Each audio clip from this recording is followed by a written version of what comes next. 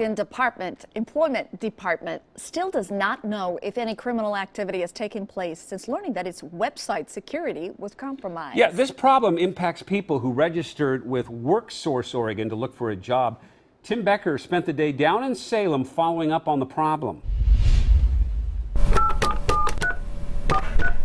If you are calling about the vulnerability issue. The hotline opened Saturday, and 4 days later. And just keep an eye out for the letter over the next couple of days. End of the week, you should have it. Workers were taking hundreds of calls, answering questions about the security breach the Employment Department discovered last week. Security vulnerability is something that not just the public sector is dealing with, but the private sector. So this is a constant challenge. We recently learned that when millions of consumers at places like Home Depot and Target stores had their financial information potentially compromised by hackers.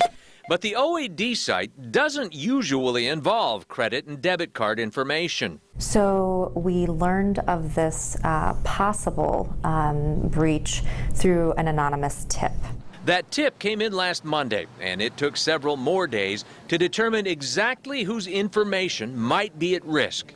Yep, exactly. And the steps in order to get that started will be in that packet as well. They're the 851,000 plus who will be getting a letter from the department this week. That letter will provide them with instructions on what they need to do to take advantage of that identity theft protection, the contact information and the steps that they need to follow. I found out the department and its latest software, launched in 2008, have been under scrutiny by the governor's office, which last year issued this executive order to overhaul the workforce system. Now, in part anyway, we might be seeing why. What I can tell you is that the same way that this individual entered our system, that has been fixed. So they couldn't enter the system in the same way again. In Salem, Tim Becker, KOIN 6 News.